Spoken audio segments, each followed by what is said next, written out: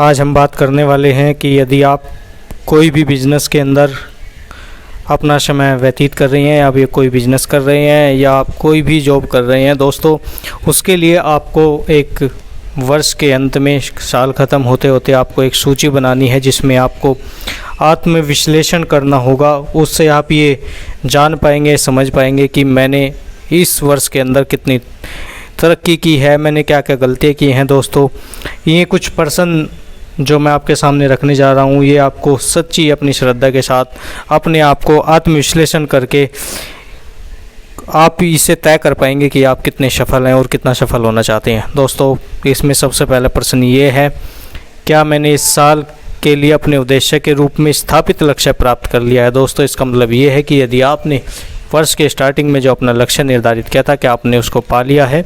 यदि नहीं पाया तो आपको इसी आत्मविश्लेषण करने की आवश्यकता है। दूसरा, क्या मैंने वह सर्वोत्तम स्वभाव गुणवत्ता की सेवा प्रदान की है जिसके लिए मैं सक्षम था, या इस सेवा के किसी भी हिस्से में मैंने सुधार किया। दोस्तों, यदि आप किसी भी चीज़ को सुधार करना चाहते हैं, यदि आप कोई सेवा प्रदान करना चाहते हैं या आपने कोई सेवा की है और उसमें आपने कुछ बढ़ोतरी की है या आप उसको कुछ अच्छा कर पाए हैं, तो दोस्तों उसको भी आपको आत्मविश्लेषण करने की आवश्यकता है। दोस्तों, ये कुछ पर्सन हैं, 28% के आसपास ही हैं, आपको उनको विश्लेषण करना है। तीसरा, क्या मैंने वह सबसे बड़ी संभव मात्रा में सेवा प्रदान की है जिसे मैं देने में सक्षम था। नंबर 4, क्या मेरे आचरण की भावना हर समय सामंजस्यपूर्ण और सहयोग वाली रही है। नंबर 5, क्या मैंने अपनी विलंब की आदत को अपनी दक्षता में कमी करने की अनुमति दी है, यदि हाँ तो किस हद तक। दोस्तों, इसका मतलब ये है कि यदि आप कोई कार्य देरी से करते हैं, क्या आपने उसको समय से पूरा करने की अपने आप को कुछ चेंज किया है, यदि नहीं किया है और यदि आप करना चाहते हैं तो उसका आपको आत्मविश्लेषण करना है। नंबर 6, क्या मैंने अपने व्यक्तिगत में सुधार किया और यदि हाँ तो किन कारणों से। नंबर 7, क्या मैं अपनी योजनाओं को अंत तक सफलतापूर्वक पूरा करने में दृढ़ रहा हूँ। प्रश्न 8, क्या मैं सभी अवसरों पर तुरंत और निश्चित रूप से फैसले पर पहुँच चुका हूँ। नंबर 9, क्या मैंने अपनी दक्षता में कमी करने के लिए 6 बुनियादी डरों में से किसी एक या अधिक से अनुमति दी है। दोस्तों, 6 बुनियादी डर हैं। आपका लोगों की आशंका, शंका, आपका डर, ये दोस्तों 6 बुनियादी डर हैं जिसका मैं आपको वीडियो के अंदर मैं बताऊंगा। क्या मैं या तो अति सावधान या फिर कम सावधान रहा हूँ। नंबर 11, क्या मैं मेरे सहयोगियों के साथ मेरे रिश्तेदार सुखद रहे या दुखद रहे, यदि यह दुखद हुआ तो क्या गलती आंशिक रूप से या पूरी तरह से मेरी रही है। नंबर 12, मैंने प्रयासों में एकाग्रता की कमी के कारण अपनी किस ऊर्जा का अपव्यय किया है। नंबर 13, क्या मैं सभी विषयों के संबंध में खुले दिमाग वाला और सही सुन रहा हूँ। नंबर 14, मैंने सेवा प्रदान करने की अपनी क्षमता में किस तरह से सुधार किया है। नंबर 15, क्या मैं अपनी आदतों में से किसी में असंयमी रहा हूँ।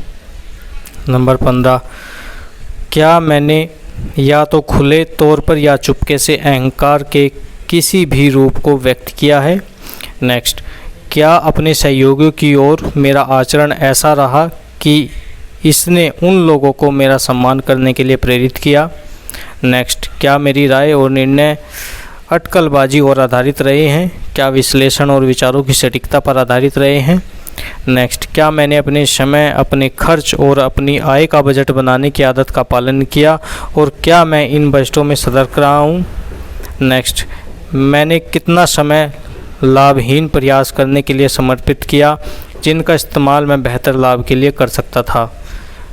नेक्स्ट, मैं अपने समय का फिर से बजट कैसे बना सकता हूं और अपनी आदतों को बदल सकता हूं ताकि आने वाले वर्ष के दौरान और अधिक दक्ष और अधिक निपुण हो सकूं।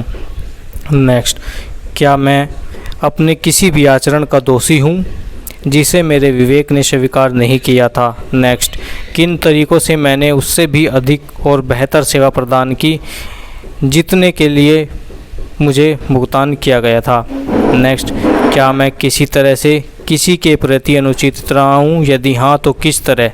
यदि मैं इस वर्ष के लिए अपनी ही सेवाओं का खरीदार होता तो क्या मैं अपनी खरीद से संतुष्ट होता। नेक्स्ट, क्या मैं सही व्यवसाय में हूँ, यदि नहीं तो क्यों नहीं।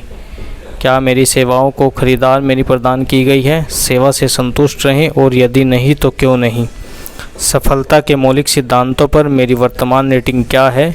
इस रेटिंग को स्पष्ट और सही रूप से बनाएं और इसकी किसी ऐसे व्यक्ति से जांच करवाएं जो सही जांच करने के लिए प्राप्त सहमति हो।